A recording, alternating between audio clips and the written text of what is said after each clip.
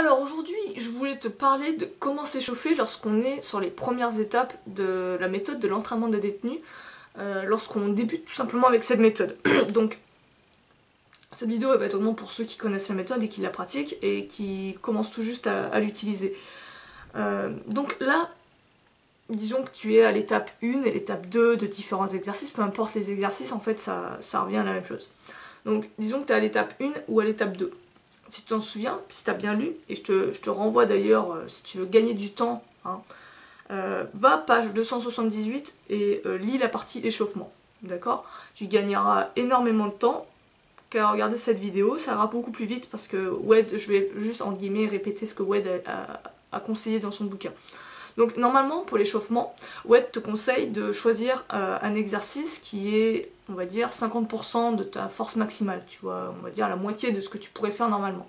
Un exercice pour lequel tu pourrais faire, pour ta première série, 40 répétitions si tu te poussais, tu vois, un minimum.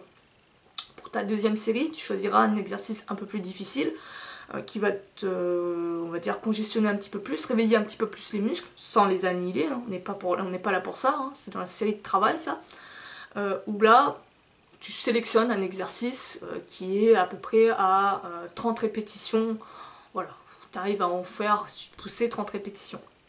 Ce que tu vas faire dans ces exercices, pour la première série, tu vas faire 20 répétitions.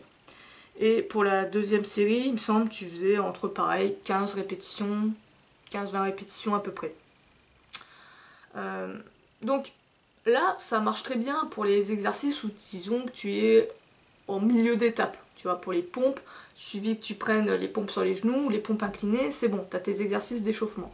Mais quand tu es à l'étape 1 ou à l'étape 2, quels sont les exercices que tu vas utiliser pour t'échauffer? Donc Wed conseille en fait que dans ce cas-là, tu utilises l'exercice en lui-même comme échauffement. C'est-à-dire que tu vas pas forcément faire un échauffement spécifique, tu vas juste faire les exercices des premières étapes. Pas d'inquiétude à avoir, les exercices sont assez faibles en intensité, donc tu as vraiment minimum de chances de te blesser sur ces étapes-là. Surtout si tu les fais correctement, avec un tempo lent, contrôlé. Voilà, même si t'as pas fait d'échauffement, que tu passes directement sur des pompes sur les murs, tu vas pas te blesser là-dessus, hein. Pareil sur les pompes inclinées. Ouais, c'est les pompes. Ouais, il me semble pompes inclinées, deuxième étape. Donc pas d'inquiétude, c'était ces premières étapes. Voilà, tu fais les exercices en guise d'échauffement, ça sera également tes exercices de travail. Mais si tu veux quand même ajouter une petite part d'échauffement, juste par précaution, et avoir aussi adopté une bonne habitude, ce que tu peux faire, c'est tout simplement des échauffements d'articulation. Tu vois, des roulements d'épaule, enroulements de coude, ça c'est pas mal, tu vois. Tu fais des enroulements d'épaule, je dirais pareil, utilise le chiffre qu'il conseillait, 20 d'un côté, 20 de l'autre, 20 d'un côté, 20 de l'autre. Tu vois, tous ces échauffements qu'on fait en étant debout, t'échauffes les bras, pareil, au niveau des poignets, tu fais la même chose. Voilà, c'est vraiment d'enrouler bien les épaules, bien juste chauffer cette partie-là.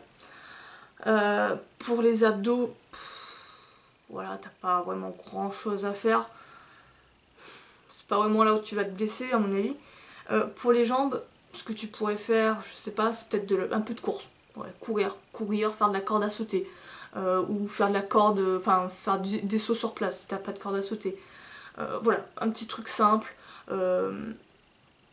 Si tu travailles dans une salle, peut-être faire un petit peu de vélo, tu vois. Mais juste comme ça, réveiller la zone en douceur, faire de la marche rapide, avant de faire, par exemple, tes squats. Donc ça, c'est vraiment si tu veux absolument placer un exercice d'échauffement, même si tu es sur les premières étapes, voilà, fais quelque chose de simple, rapide, petit jogging, allez, 10 minutes, tranquille, histoire de huiler la mécanique. Voilà, c'est tout pour moi, c'était juste ce petit conseil que je voulais donner. J'avais reçu ça aussi par mail comme question, donc je préfère les répondre par vidéo. C'est plus rapide et surtout je peux être beaucoup plus dans le détail, c'est moins chiant que de l'écrire, tu vois. Donc les vidéos elles sont un peu plus spécifiques à certaines questions. Sur ce, moi je vais te laisser là-dessus, je te dis à la prochaine. Si tu as des questions et tout, n'hésite pas à me l'envoyer directement par vidéo ou par commentaire, peu importe, par vidéo, par mail. C'est le mail, c'est kalosandstenos@gmail.com. De toute façon tout est indiqué en bas. Et moi je vais te laisser là-dessus, je te dis à la prochaine, à plus.